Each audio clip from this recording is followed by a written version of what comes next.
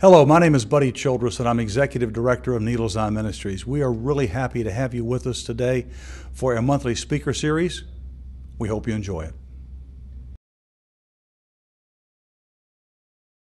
Let me try it this way. This microphone's a little tricky. Thank you, Buddy. I really appreciate the invitation to be here. Thank each and every one of you for coming. And I'll tell you, the reason that I'm so excited to be here today is to share with you my experience. And I guess, I'm sure that most everyone in the room here has some need that is a concern in their lives. Nowadays, it's probably a financial need, but it could also be a family need or a health need. And how do I know this? It's planet Earth. We're all in the same boat. And so I want to share with you some of my experiences and a message that basically in the midst of all of this, we don't have to worry. I'm very happy to be here. A little bit more information about me, just in an effort to be transparent. I'm 56 years old. The business that was founded by my grandfather in 1919. It's great to have a family business, but I will tell you at the onset here, business has been very challenging. And we're not out of the woods yet. And so with that context, I'd like to share with you kind of three parts of this. One would be my life before I knew Jesus. The other would be how I began to know Jesus personally. And then how this growing relationship with Jesus impacts my life today.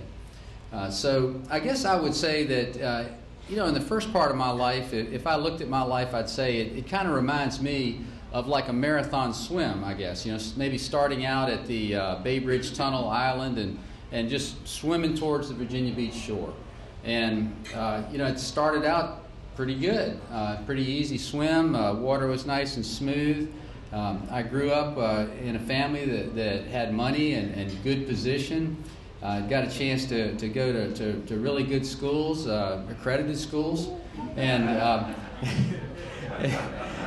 it was good, really easy for me. That first swim, those first 20 years or so was an easy swim and one that I enjoyed, and I really felt like that I could put myself first, not a problem. And I could select my own destination, I could chart a course, and I could pretty much make it on my own. That's how I viewed my life in that first segment before experiencing the presence of Jesus. So it was a time in my life of putting myself first. And it seemed correct to me. It seemed right to the natural mind to do that. And I had religion. In fact, I had many religions. I believed in God and Jesus and total quality management, theory of constraints. There were a lot of things that were going on in my life, especially as I joined the family company. And I really got excited about that because, I'm the third generation in this business. And, family businesses are legendary for their transition troubles. And ours was no different. We had many structural, managerial, and family problems. And I really saw those problems in those early days as kind of my platform for success and fulfillment.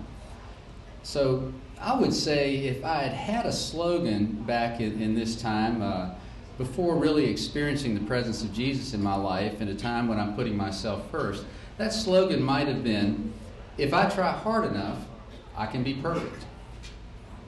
It seemed right to me. So I approached things that way.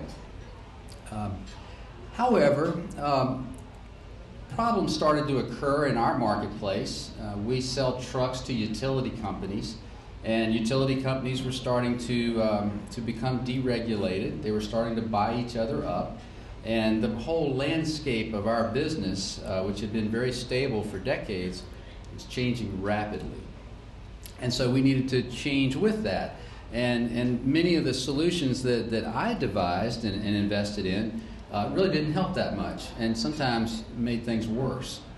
And real trouble then was occurring, and it led to losses and a downward spiral, something that we had not experienced before. And this was new, especially to me. I mean, I'd grown up with it all, and things worked well for me almost no matter what I did, and now it was the opposite. And this led to our company in 1995 filing bankruptcy. Something we couldn't imagine. Our company had multi-million-dollar net worth. Just how could this happen? And I'll tell you, it really felt like it was my fault. And I'll tell you, there was a lot of blame to go around. But I'll tell you what, I had my fingerprints on it in a lot of places, and it really felt like my fault. And I think actually, to structure the whole bankruptcy correctly, that's kind of the party line. And so, man, it just hit me like a ton of bricks over and over again. I felt this huge guilt and failure. Just couldn't imagine what the future would be like. And so all this putting myself first and believing that if I try hard enough I can be perfect, really I didn't realize it, but it was just leading to an increasing amount of worry in my life. I was just worrying about everything. And that initial worry was sort of along the lines of, if I worry about something and focus on it, I can fix it, because I can do that. And now this worry about what's it going to be like for my family? Are we ever going to come out of bankruptcy? Will we have a dime? Thinking about money. Money, how am I going to do this without money? It was just overwhelming. And I seriously contemplated my own suicide. And it's just something you just don't think would ever happen. But I thought about it. It's like, gosh, maybe it'd be better for my family if they had the life insurance. It's just going through these thoughts, and that's kind of the ultimate worry. And just let me say this, if any of you would ever have those thoughts, it's the worst thing you could ever do for your family. But there I was at that point. And so that begins the part about the time in my life, how I began to know Jesus personally. Because by this period in 1995, if you go back to this analogy of the marathon swim, that first 20-some years or so, that's an easy swim, no problem. But by now, the waves are coming over me, and I'm going down. And so as I was thinking about these choices, I basically came down to two choices.